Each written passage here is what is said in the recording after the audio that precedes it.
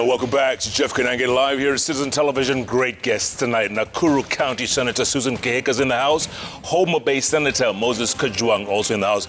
By the way, Senator, I didn't ask you before the break. I asked Senator, she's running for governor. What are you doing? What's your intentions? I'm running for Senate. And I just want to continue the work we've been doing in supporting devolution from a policy and legislative perspective. I think devolution will be the great equalizer in this country. And I do hope, how I wish that more candidates would be talking about their commitment and support towards devolution. Yeah. My side of the politics has talked about increasing allocations to counties. But it's not just about money. We must also build the capacity of institutions that have been mandated to take care of devolved governments, institutions like the Senate, county assemblies, and also deal with issues of integrity and transparency in those counties so that that 35% can be properly absorbed. Devolution is one of the ways in which we are going to narrow the gap, the inequality gap that there is in Kenya. Yeah. It is not wheelbarrows. It is not all those things we are talking about. Send more money to the grassroots. And people in Samburu, people in Marsabit can start having brain surgeries done there, instead of flying people to Nairobi. So that's what thrills me about remaining in the Senate, because there is so much work to do to support Susan and the other governors to ensure that they're able to deliver. Okay, absolutely. Before the break, Senator, we was talking about premium tiers, and the nominations will be, I can tell from now, and there will be we can't party hop anymore, the deadline has come and gone, but you can go as independent, and you will find that happening, won't you? One, Jeff, let's not scare too much those candidates who are going for nominations, and especially perhaps those it's their first rodeo on this, so they might be a bit too worried. I hope, and I am sure. Let me not, okay, let's say I'm sure on our side at least. We are doing everything we can to make sure that the tiers are not premium. So there are no tiers, eh? But like you rightfully said, with the law now, after March 26th? Yes, March 26th, you can't party hop anymore. 3 days ago. So that chapter has been closed. But again, I also like the fact that it still leaves a window for independent.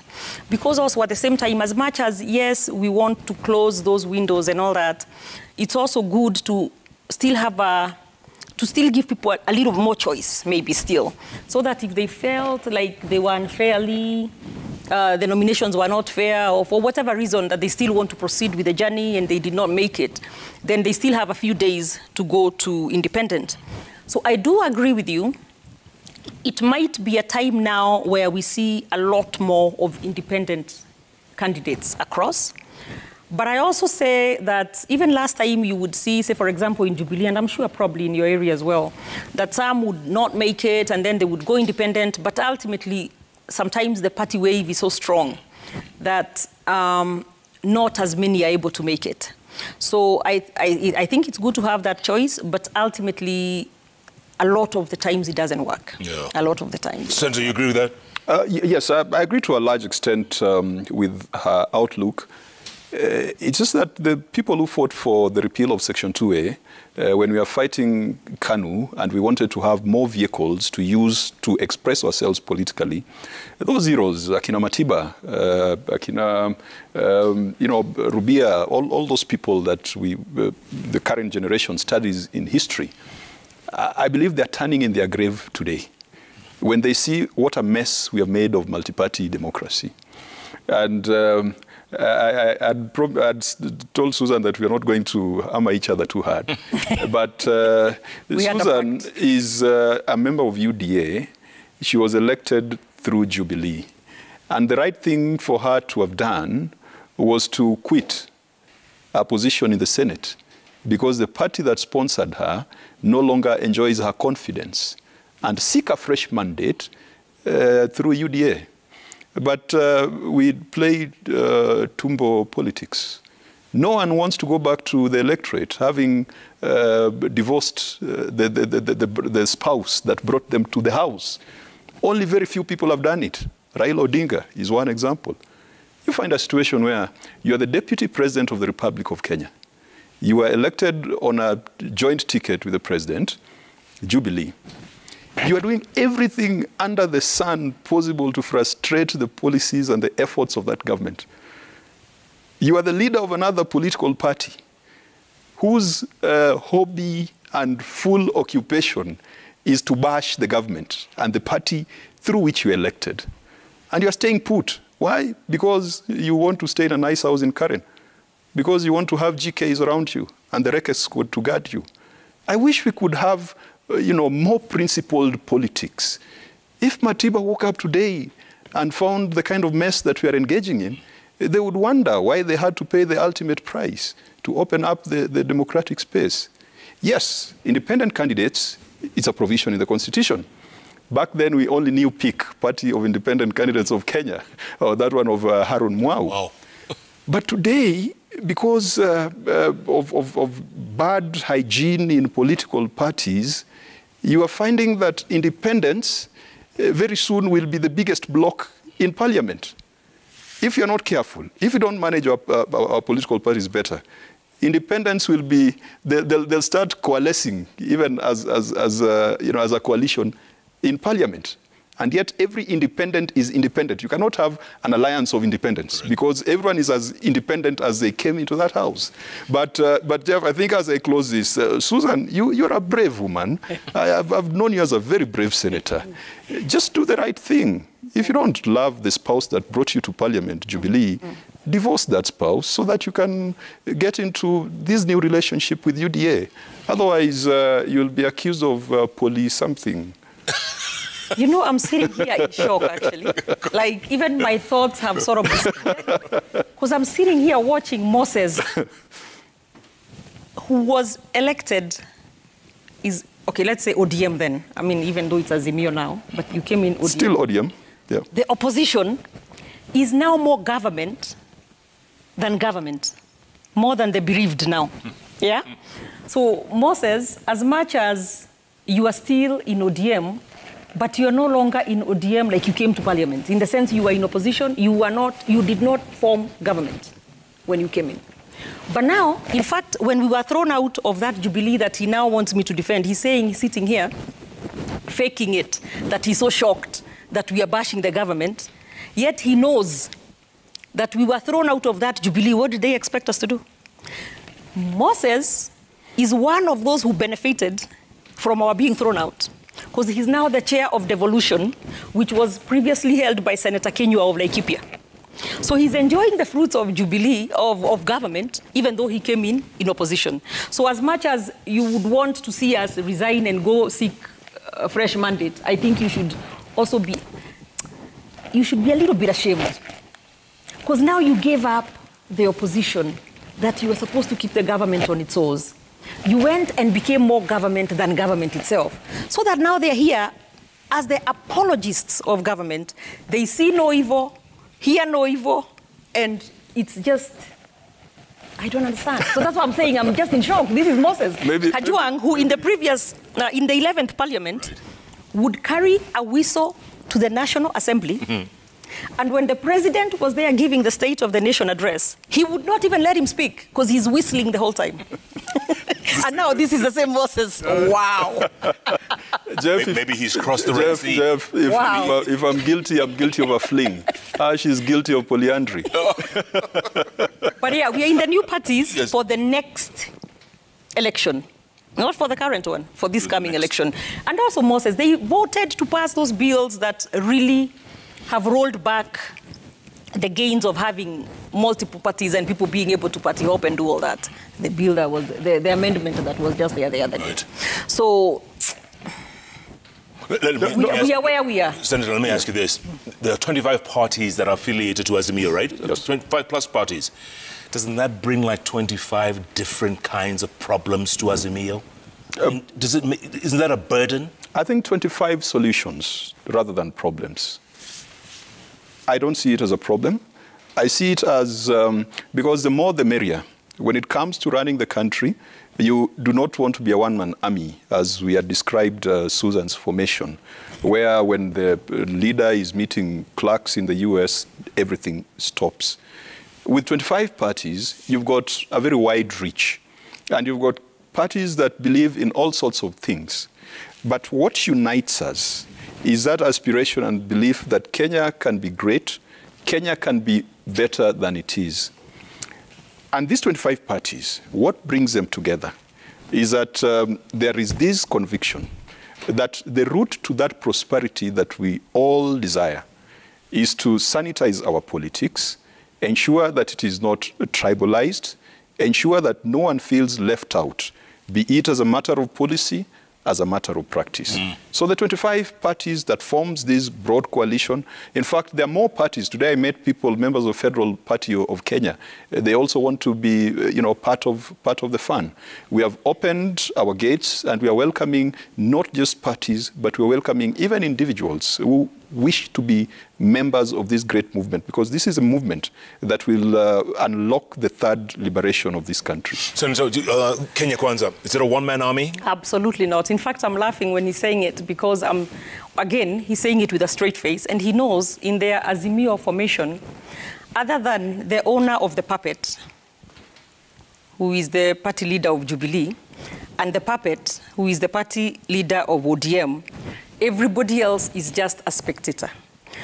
Honestly, when you look at Kalonzo Musyoka, I really feel for him. He seems like he was dragged, maybe at gunpoint, to Azimio. Because even when you look at his body language and you're saying about joining in the fun, he doesn't seem to be having any fun.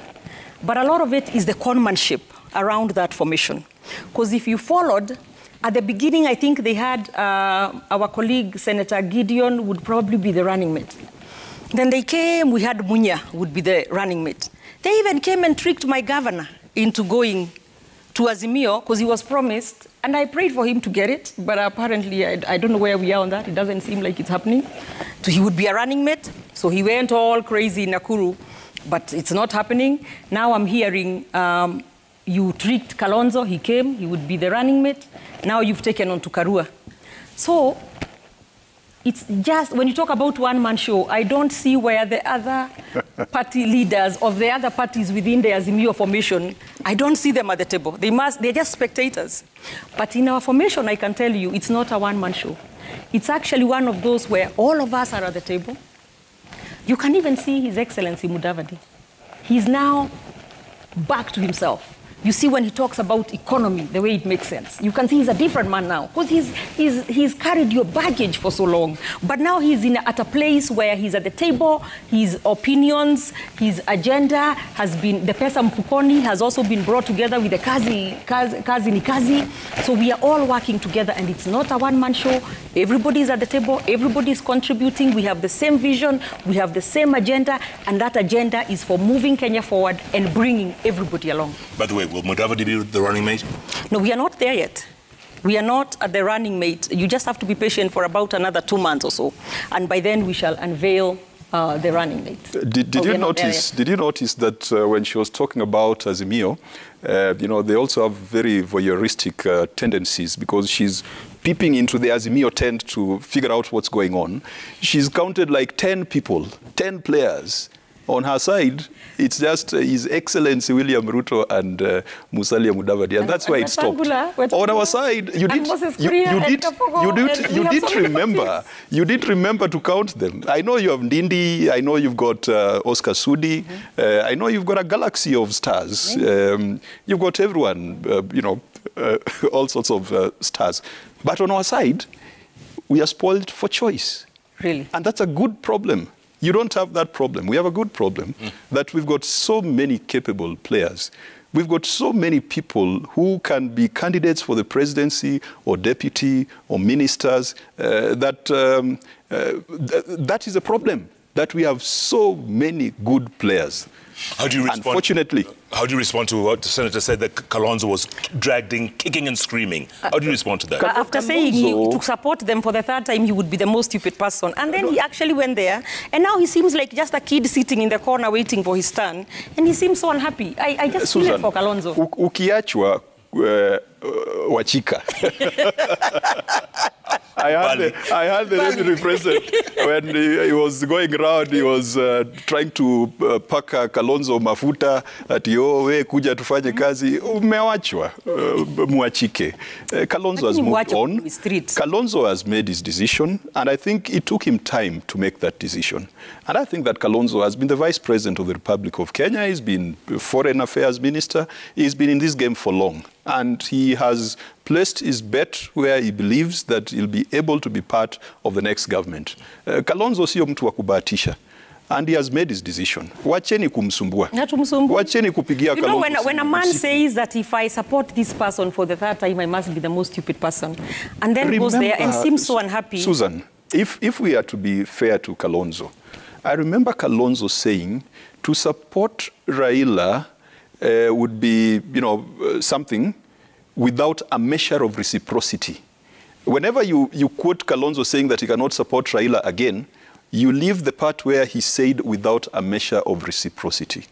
And I believe that in the conversations that have been going on, that measure of reciprocity is what has convinced Kalonzo that he's better off being in this Azimio team, because this is a team that will liberate Kenya. Tafadhali, muache kusumbua Kalonzo. Let you call this guy at night when he's supposed to be enjoying his newfound relationship in Azimio.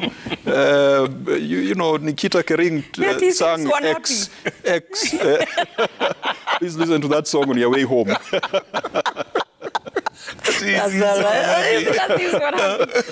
But anyway, even on our side, we have a lot of very able leaders who would be able to step day one into the shoes of the deputy president and get started and keep going. So there are many. No, there are very many. I wouldn't name them because there are very many. Like almost everybody can be a deputy president. So that is why we are not in a rush. We are going to take our time. We need to not rush it because it's not the most important thing right now. Right now, what we are doing, we are going around the country. We are having economic charters with the different counties. We are talking about our agenda and what it is that we shall be doing, because I believe come August 10th, 2022, which is in a few months, William Ruto will be the president of this country, and we are not now just moving around and saying, yes, support us, TBIM, tialala, what. We are actually talking about the economy and what we shall do to revive it, the unemployment issue, and everything and all that sort of stuff. So that is what we are concentrating on right now, and really not about the running mate. But at the right time, that will be unveiled. Yeah. Do you think they have to come from Central? Is that necessary? Let's wait, and we'll see when we get there. I mean, I would like to see a woman on the ticket. I would also believe, or most likely it will be a Mount Kenya person, but again, I don't want to speak, that's above my pay grade, okay? So I mean, I think it would be, but I'm not necessarily saying it will be. So that's why I'm saying let's be patient a bit, and in about 2 months or so, we'll be able to see who is picked. Because it's only one person. And it's a big process as well. It's only one person who makes No, it's actually a process right now. In their camp. And it's going on right now. Yeah, it's not as consultative as it is, on our side. I think even as on our side, there are a lot of consultations going on. A lot of people have been talked to because, yes, we believe we've got a lot of potential presidents, not just potential deputy presidents in our camp. And I belive that at the right time, that consultation is going to yield some fruit. What I've seen from this side, of course, worries me. But I believe that they're going to learn some lessons that might help them in the election of 2027. I can assure you, Susan, that on 10th of August 2022, you shall be preparing your papers to proceed to the Supreme Court to challenge the outcome of the election. Because you have been consistent in saying that this election has been rigged. You've been consistent in accusing your former friend, Uhuru Kenyatta, and the deep state that you've utilized in the last 2 elections, that it's going to rig you out. And it's unfortunate for us to say those kind of things when we are outside Kenya. We can say these things when in Kaptembwa, in Homa Bay, in Makutano, but then you go to the United States of America, you go to the United Kingdom, and instead of talking about your big vision for Kenya, and Kenya being such a strategic country in Africa, and not just in Africa. If you look at the security situation in the region, Kenya is an extremely important player, not just in Africa, but even all the way to the Gulf, because you've got the British here, you've got the Americans here. Kenya is a stabilizing factor in Ethiopia, in Somalia, in South Sudan. Instead of going out there to talk about your foreign policy ideas, your industrial policy, your big picture of the economy, how Kenya can integrate with the global economy, you go there and start accusing people of planning to steal the elections. I think, Susan, if you accompany the deputy president in that trip, I believe you would have advised him better, because you are the president of a global parliamentary body. And I believe that you can do better than that. Moses. And you were there, by the way. I am so. She's a president of what's a association? Women Parliamentarians of IPU. Yes, yes. I wouldn't expect you to go to an IPU meeting to talk about Moses, it's also rigging. good to have facts when you speak. Obviously, you are not at those meetings, but some of the things that were discussed, which they should be discussed, because if it's a concern, it's a concern, whether it's in Kenya, whether it's in Uganda, whether it's in America, the UK, or wherever. So if you know, there are some things, when we talk, we're not talking about the deep state will rig. We don't even believe in those deep state things, by the way. And I think it's actually from your side, where now they believe now that because you have Uhuru Kenyatta on your side, you will be helped and given... you will be helped so that the system can help you get in. We don't come from that side. We don't think like that. We know we shall win the elections. We know the people are with us. And what we shall do is make sure nobody will take our win from us, okay? But when we talk about, when you have a president who says that I will not hand over power to so and so and so and so, what sometimes we say or push back and say is, as a president, you don't get to decide who you hand over power to. The people of Kenya decides who gets to be in power after August 10th. You know, so those are things that are there. When you have institutions that are mandated to do some things, in fact, we talked about Parliament and so many other institutions that are weakened, it's a concern from our side. We want to make sure, and that is one of the things because we shall, God willing, we shall take over after August 10th. One of the things that we want to do is make sure... August 10th could be 2027. No, on August 10th. Okay. One of the things that really our side intends to do is strengthen especially independent institutions, because those are some of the things that have been really weakened in this last fight, in this time of the handshake. And I think that was probably the intention of the handshake, so that anything goes and anything gets done, and there is no parliament to oversight executive, because now even the ones who are supposed to be oversighting them are singing their songs more than even that government, you know. So the institutions need to be strengthened, such as the judiciary, such as, you know, many other institutions. So when we talk about that as a concern, you shouldn't be worried. In fact, you should be telling us that we are doing the right thing, Moses, because I know you, and I know you are better than that. No, you are a great person who also believes in the rule of law, constitutionalism, and I know you do not stand for the weakening of independent institutions, which we've seen every day. Definitely, but you know, the crybaby approach that their side has taken is setting up, you know, that's how you start rolling the drums of war and start preparing people to reject the outcome of an election. That is what Donald Trump did with a lot of skills. He prepared his conservative base that the elections were going to be stolen. He said it even before the elections were cast. We have talked about institutions for the longest time. When we were talking about the Auditor General as a constitutional institution that needed to be protected, when we were encouraging the Auditor General to go to New York to follow the trail of Eurobond, it is your party leader who answered us, and he used choice words to dismiss us. When we were protesting around Anniversary Towers, in fact, our protests were led by Senator Mudhama and Senator Khalwale, who today is in your camp. Your party leader dismissed us and told us that even if you make Oburu Odinga the chairman of IEBC, bado nitawanyorosha. So I'm happy that today you are starting to see the point. What we have consistently spoken about over the years. We are confident, and we are not relying on the deep state. We are relying on the people. And we have gone around this country, Jeff. Raila Amolo Odinga has gone to almost every county in this republic. He's talking directly to the people. He's not talking to brokers. He's not talking to those deep state people you're talking about. He's speaking directly to the people, and every place he goes to, he says something that is relevant to them. Just the other day, he was in Western Kenya. What was the thrust of his speech? It was about the sugar industry. Who collapsed and the it? sugar industry, right now, Susan, you and I, the sugar bill is before the House. I agree. So you need to show up in the House for us to pass that bill. Of course we are. So that we can reorganize that sector so that it favors the sugarcane farmer rather than the miller. Absolutely. Whenever We are for the hustlers, the sugarcane farmer. Whenever the Prime Minister Raila Odinga goes to a place like the coast, he talks about local concerns and is bold enough to talk about the question of land, which they don't have the guts to talk about. When he goes to other parts of the country, he will talk about issues like corruption very boldly.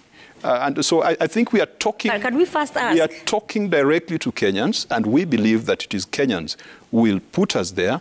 And of course, Almighty God of all creation, if it's His will, it shall be done. First, it was Oburu himself, Raila's brother, who talked about now, you remember that clip, I'm sure you saw it, that now that you're on the right side, Deep State will help you to make sure that now you get in. And I want to tell you, and burst your bubble, that there is no such thing as Deep State. Go look for votes to the people. I agree. But my question to you, Susan. Moses, if your side loses on August 9th, will you concede defeat? That's all we want to know. That's what we've been saying. Because you never do. And that is what always begins the issues that we get after elections. And this time, you got lucky. This last time, your political bad manners were rewarded with a handshake. And we cannot continue that way. So if you're defeated, you concede defeat. The same way we have said, if we are defeated, we shall concede. Let me ask you. Your new friend, Moses Kuria, made some revelations just recently. By the way, he was summoned by ABC for that. Yes. Both him he and made some. Even Sabina Chege said the same. He made some revelations. Why are you going to cite Oburu and you don't cite Moses Kuria? No, because you were saying that you don't talk about system. Was Moses Kuria speaking on behalf of UDA? Absolutely not. And definitely Oburu was Sabina. Sabina. So why do you think Oburu was speaking on behalf of? You know who? First of all, by the way, Moses Kuria is not in UDA. Yeah, but he has his own. He's your friend. He has his own party. He spoke in your function. So when Oburu speaks, that's Raila speaking. No. Because one, that's the brother, he's in ODM, so that's completely in the kitchen, in there. No, Susan, you can't say, if you say that, we'll say that all the things your father said, good and bad, that was Susan speaking. I mean, it does not follow. We must separate. We must separate. All right. Are you chairman of revenue allocation, right? I'm chair of the devolution and intergovernmental relations committee. And he does very well, by the way. Thank you. You're a good senator. Let me ask you this. And you talk about devolution a moment ago. That's the best thing that's happened to Kenya, right? Yeah. The counties are still to receive, I think it was like 39 billion shillings. Yes. Yes. To date. Yes. Which had been approved. Yes. Yes. Come on. I mean, how does that work? No, this one, we must be honest, it's brinkmanship by the National Assembly. The 39 billion was supposed to go to counties as conditional grants, not as equitable share.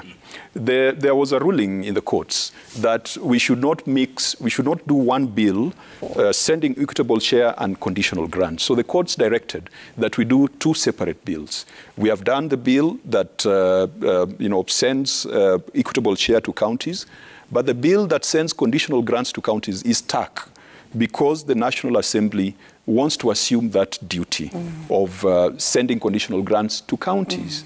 But we are arguing that the Constitution mandates the Senate to be the apex body for allocation of revenue to county governments. And we are saying that it is a job that we must do jointly. They want to do it alone. Good news is that we were assured today in the Senate that tomorrow at 10 a.m., Kanini Kega, the chair of Budget, National Assembly, and Senator Charles Kibiru, the chair of Finance in the Senate, will be sitting down to mediate on the matter. And I do believe that by end of day tomorrow, that issue of grants will have been unlocked. I think the rivalry between the two houses has been unhealthy. And I do hope that the next president will foster better relationships between the two houses and better relationships between the executive and the legislature. Yeah. At least I can say on that one, we are 100% in sync. We see it that way. And I also agree devolution is one of the best things that ever happened to our country. And as senators, I believe on that one, we don't even have different formations or different sides on that. On that one, we are on the same page. We see it and we protect and defend devolution. And this is part of it. And like Moses has said, these wrangles with the National Assembly sometimes have been problematic to a point of now affecting our devolution. But as senators, we've stood firm, we continue to stand firm, and I believe, like he said, by the end of the day tomorrow, the issue will be resolved. Good. Finally, you agree on something. Let's go to the magic wall and see what the people are saying. Tweets are coming in thick and fast. Thick and fast. Kasim Kashi says, what does Senator Kayega want to improve or change in Nakuru County? And when is she sharing her manifesto, since we haven't seen her at the Kenya Kwanza rallies recently? Well, actually, like he said, I am running, and you said, I am running for governor, Nakuru County. So because Nakuru is very big, it's 11 constituencies, about 1.1 million voters, registered voters. That is why sometimes I have not been able to spend as much time as I would have wanted at the Kenya Kwanza rallies, but now I'm on the ground in Nakuru County. In due time, I was waiting for the nominations to complete, and then in due time, I'll share my manifesto, but I've been doing that in my meetings, ward by ward across the county. But so, real quick, can you beat an incumbent? Is it difficult to beat an incumbent? Because, you know, Lee Kinyanjui is... He's an incumbent, yes, absolutely. I think there is advantages and disadvantages to being an incumbent. One, he may have more resources, because he's probably using, I don't know that he is, but he's probably using government resources as he continues to campaign or whatever. But on the other hand, there is also the baggage of being an incumbent. Because, for example, I would say he has not done as much work as he probably should have done, and I'm able to capitalize on that. So it's both ways. There is also obviously advantages of him being a sitting governor, but at the same time, it's not impossible to remove a sitting governor, especially one like Lee Kinyanjui, who has not been performing. And Jeff, you know, I was a chairman who approved Nakuru's application to be a city. Oh. And I do hope that the players in Nakuru will make Nakuru a truly beautiful city, because it has that potential. Absolutely. Yeah. Good point, good point. By the way, and he did do that, actually. Yeah. Do senators have term limits? No. No term limits? Well, I mean, you can do a Mugabe. Okay. Tetezi Mkuba says, I am optimistic that if BBI is passed, it will solve the issue of winner take all. Senators, please should clarify if the implementation of BBI will have an effect on increasing tax burden to the common mwananchi. I actually absolutely believe that it would increase the tax burden to the common mwananchi, because a lot of the things that were included in BBI, and that's why I spoke about positions, for example, because when you talk about a prime minister, a deputy prime minister, it's not a single person. That comes as an office. You know, so there's a lot of resources that are attached to that position. And with that, already Kenya, we have so much debt, we are not being able to meet a lot of our obligations. So obviously, at some point, tax burden would increase to be able to fund a lot of these unnecessary things in BBI. The economic revolution that was a significant chapter in the BBI document is what will spur productivity. And when you've got a productive economy, even the tax burden goes down. Even the issue of debt reduces. You know, they've been talking of a no-debt policy. You can only achieve a no-debt policy if you grow your economy so that there's greater productivity, so that you can be able to collect more tax. We are not saying increasing the taxes, but there's more wealth to be taxed.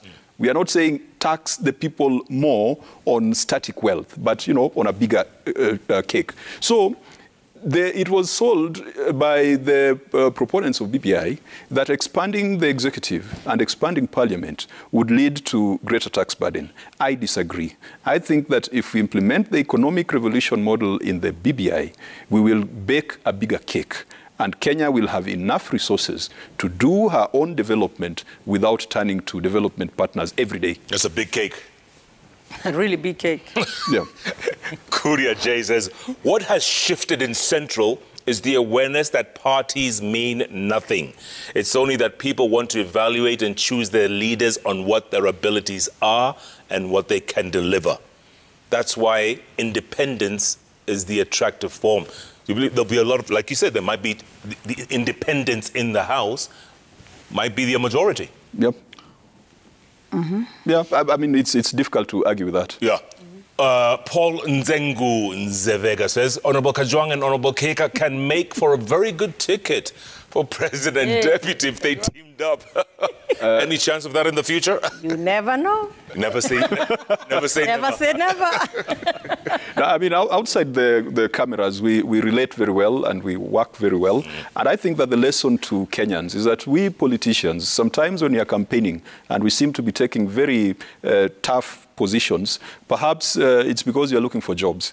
But at the end of the day, we dine together, we sit together. So let nobody be incited to kill their neighbor because of their political persuasions. That's the kind of Kenya that we would love to see. Absolutely. Are we going to see that in our lifetime, Senator? Are we going to see that? I actually believe we will. And I think we are slowly getting there, because I'm sure we are better off today than we were 10 years ago. So over time, as also the citizens start to see that it doesn't make sense to fight over these politicians or whatever, and it's a cycle that comes and goes, and they're left with their neighbors, and when they are in trouble, it is your neighbor who is near you who will come to your aid and not the politician. Then I think eventually, in our lifetime, I am hopeful that we should. Actually, Sakaja said something, I think today, that there will be no road for a Kikuyu, no pothole for a Luo, no water problem for a Kisii. All these problems affect us all.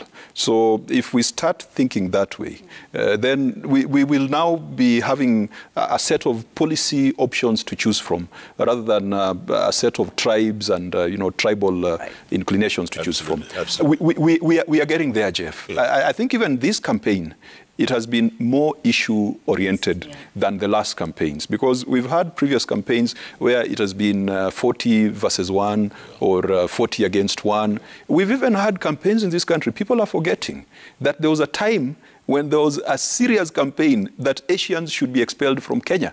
Those things have happened in the history of politics in this country. At least today, we are all talking about being on the same table, but just having slight differences in the manner in which we want to achieve the objectives. Absolutely. Okay. And on that one, I want to give my party leader, the deputy president, his flowers there. He did say about 2-3 years ago that this election, the conversation will change. And I'm here, Jeff, to tell you that this election, the conversation has changed.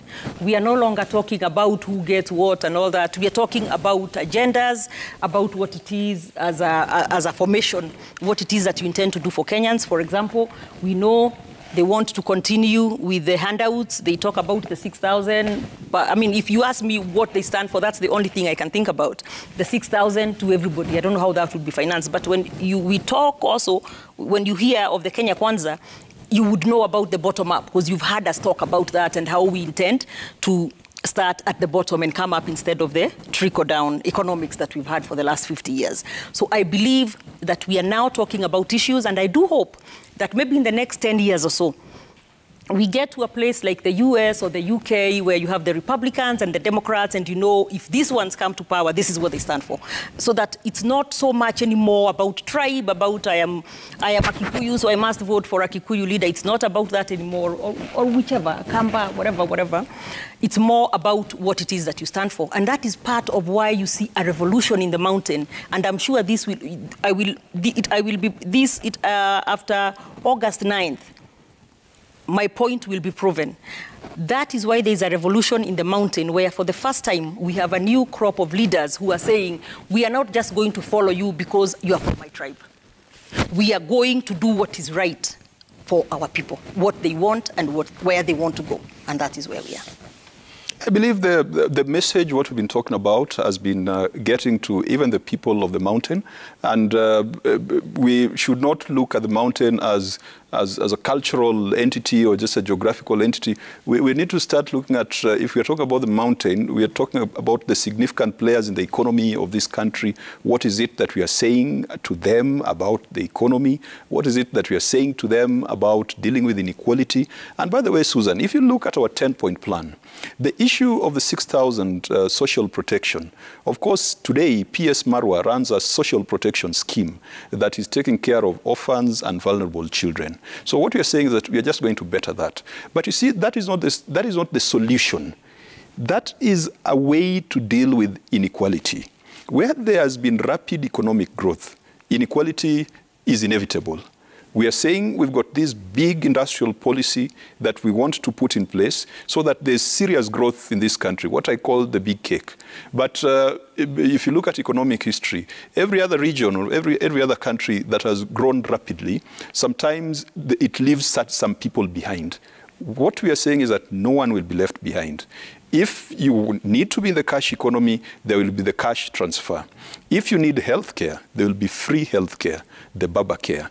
If you need education, there will be free education right from nursery school all the way to the university. I've heard them talking of HELB loans and trying to tinker with HELB loans. I went to university, it was funded through HELB loans. I had to pay it back, and they didn't care whether I got a job or not. We need to review, that kind of arrangement. As we are not talking of HELB loans, converting it into a grant, increasing the amount, we are saying any Kenyan child who is capable of pursuing education up to the university shall go to school for free.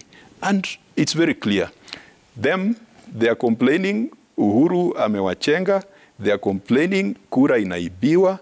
They are complaining. They're not very coherent in terms of putting in place a clear policy prescription. The bottom-up thing that you guys are talking about is dealing with symptoms of inequality. But how are you going to spur that big growth? Senator Alas, you have the last word. Jeff, thank you very much. Actually, it's been a very interesting show. But what I want to tell you, when at the Kenya Kwanza formation, we are very clear in our minds. It is not a constitutional moment. We are not in a constitutional moment. What it is, it's an economic moment right now. And that is why a lot of our focus, a lot of the agenda for the Kenya Kwanza formation will have to do with the economy. So, because if the economy is doing better, and people, kuna pesa mfukoni, people have money in their pockets, the people are able to have their businesses, to have access to cheaper loans. Right now, if you are a boda owner, I hear they pay like 400 shillings a day to the owner of the boda, and they pay it for so many months, and that is on a daily basis. And then right before they finish paying, the boda is taken away, say you are late a day or whatever. So there's a lot of very expensive credit going on, and that is why these people are not able to move up the economic ladder. So what we are saying is we shall not continue criminalizing those small businesses like the bodas, the matatus, the hawkers, but instead we'll have SACCOs when we come in, and we'll be able to set aside money so that they have access to cheaper credit, which has not been the case. As far as farmers, we know, for example, Nakuru County is a farming county. Agriculture is big. Agriculture and trade also. So what we would do is make sure that there is agricultural extension services so that farmers are able to get cheaper fertilizer, for example. Right now, fertilizer is like 6,800, for example. It's a farming. Right now, they are planting. It's a planting season. But they're telling us they can't even plant because they're not able to afford these very expensive farm inputs. So as a formation, then we want to come up with a way to have to subsidize so that fertilizer then and the seeds can come back, the prices can come back down. Because right now it's shot up, but yet the prices of, for example, cereals have gone down. So a farmer really is working all through the year, works hard, but has nothing really. So we want to change that. We want to make sure, in addition to having to providing those cheaper farm inputs, but also have things like storage facilities for these farmers, so that whatever, be it horticulture, be it potatoes, when they harvest them, they are able to put them in these coolers as we get markets. We bring them together in cooperatives again, reintroduce that. That used to be a big thing back in the past, but it's sort of disappeared now off the radar. It's not as strong. So bring them together so that we are able to get markets for these products. So there is a lot to be done, and we are up to the task. And I am sure for those who have been listening to us, who have been watching us, who have seen us even today, and as we go around the country, I am sure the hustlers, by the way, are not just limited to Mount Kenya. Even in Nyanza, where you come from, there are very, very many hustlers. And they are also understanding what it is that we want to do, because they are part. Ours is not a tribal thing, it's not a regional thing, but it's a movement that cuts across, regardless of where you are. You think you can make it to become Nakuru's first woman governor? You think you can? I believe, God willing, and the people of Nakuru supporting me. I've had a lot of support on the ground. I am one senator who has stood with the people. You know, I was a speaker before that. In 2013 to 2017, I was the speaker of Nakuru County Assembly, and with that, I was able to really help set up. Actually, that was the first county assembly under the new constitution. And I was able to help set it up, understand all the different issues in the county as a speaker of the MCAs, because I would visit all the wards. Now, as a senator, I have understood what actually we were with the bosses on the same team as we really fought hard for the 1 man, 1 vote, 1 shilling, because we wanted more money to the counties, and I still believe in that. So I've done a good job, I believe, as a senator. I have defended devolution. I have stood with my people, have made sure Nakuru got more money. In fact, in that fight for more money, I was able to get Nakuru 2.5 billion shillings more per year. So as a senator, I believe I have performed, but I also believe the position now where I would be able to make a difference for the people of Nakuru, be it through agriculture, through trade, through bumping up the polytechnics so we have better skills and so take care of unemployment and all that sort of stuff, is the governor's position. And with that, and having great senators like Kajwang in the Senate, I believe devolution will become entrenched better, but beyond that, I will be able to make a difference in the life of people of Nakuru. Right. And I believe that they will support me. I continue to ask them for their votes, even for those who are watching, and I probably have not asked for your votes. I'm asking for your votes. And I am sure that, God willing, I will be the governor I'll be the governor on August 9th. And if Lee Kinyanjui comes back, then will you accept defeat if he wins? Oh, if I'm defeated, I'll concede. You know, I am a person who believes in democracy. And if the people feel that another candidate is better than me and they vote for him, then I'll concede defeat. But also I would expect the same of my opponents, and not only at the county level, but also at the presidential level, and for the MPs, for the women rep, for the senators and the MCAs. We must have political good manners, and that begins with conceding defeat if you're defeated. Good manners. Senator, would you want to be governor one day? I'm happy with policy and legislation, and I think there's a lot of work that needs to be done there. Sometimes the allure of governorship, and to many people, would be the the largesse that comes with it. But the office of governor has got a huge potential to change people's lives. When you provide a medical facility, when you provide water, when you provide good roads and good schools for children, ECD, you don't know how you are affecting the lives of those people positively. So yes, there's that potential to directly touch the lives of people, but I think someone still has to do the job of policy and legislation. I'll be happy to be a senator. Under Raila Odinga presidency, I believe that we will guide him and he will guide us to ensure that devolution is entrenched, devolution is successful, and Kenya enjoys the kind of growth that it deserves. There are countries that have lifted millions or billions out of poverty in one generation, countries like China. And I also do believe that it is possible in 5 to 10 years for us to lift most of those people who are at the bottom of the pyramid out of abject poverty so that they can be part of the, that national table. So that's my thrill, that at the national level, at the Senate, I can contribute to ideas and thoughts around those. Absolutely. For now, governorship, I've left it to Susan, for whom I wish her well. She's a woman of steel. I've got 2 players in the ring because I've also related very well with Lee. I've related very well with Susan. But Nakuru is an interesting county because in Kaptembo Ward, they elected an ODM person in Kaptembo Ward. So the people of Nakuru, I think, are very liberal. Absolutely. In fact, in the olden days, the national players would run in Nakuru. Nakuru was like the headquarters of Kenyan politics. Absolutely. Yeah, so Susan, I wish you well, having been a speaker, having been a senator. You've got the right training and right job description for the task that is coming up ahead. Make Nakuru a beautiful city. Yeah. And sort out Naivasha for us so that for those Vasha weekends. For those Vasha weekends. I like that. Yeah. Senator Moses Kajon, thank you so much for your time. Senator Susan Keka, congratulations. Thank you. And good luck going forward. Thank you. Thank you. Thank you both. Thank you. Great conversation. Thank you, Jeff. And thank you for being a part of this conversation. Remember what they said, folks. Remember, it's all about you at the end of the day. You want to change this country? It starts with you. Yeah. Right?